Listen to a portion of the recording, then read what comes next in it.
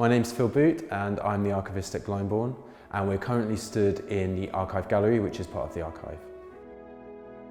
This year the archive is very proud to present a very rare collection of Ilse Bing photographs.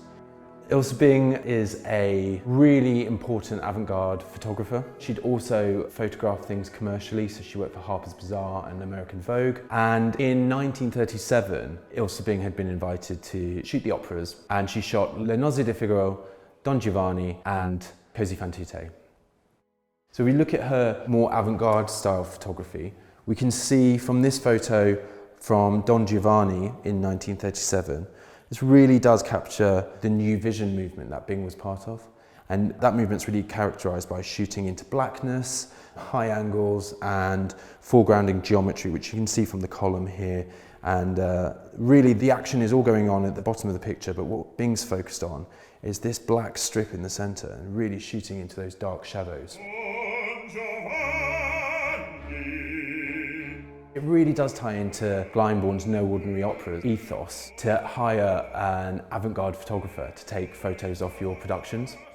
Every photograph in the Glyndebourne archive is really special, but what makes Ilse Bing's photographs even more special is that they're super rare.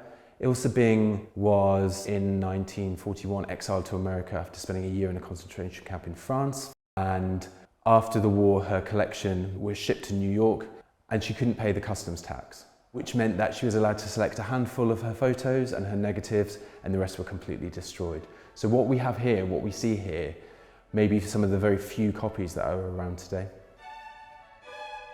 What really makes this exhibition come alive is the ability to have original costume on display at the same time. This costume here was made for our very first production, which was Le Nozze di Figaro in 1934. It was originally worn by Audrey Marmé and designed by Anne Litherland. And what's really great is that you can see this outfit in some of the photos. You can see Susanna wearing this exact dress.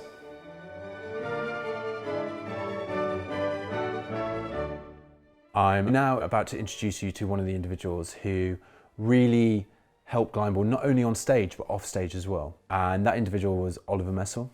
When he came to Glyndebourne in 1950, he was the world's most famous designer.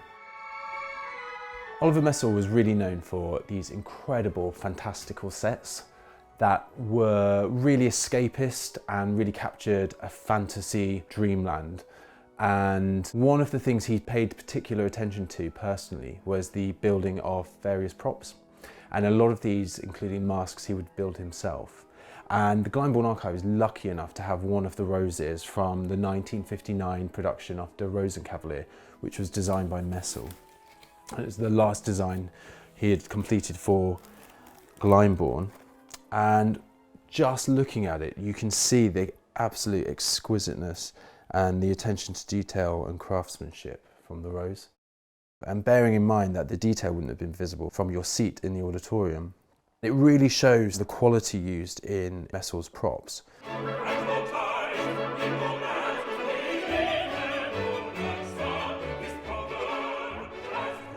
One of the hidden gems in the Glyndebourne archive is the material from the Rake's Progress, designed by David Hockney. And though we don't hold a huge amount, what we do hold is extra special. This is one of the original props from the 1975 production, and what you're looking at here is actually a fish tank, and it's seen in the auction sale.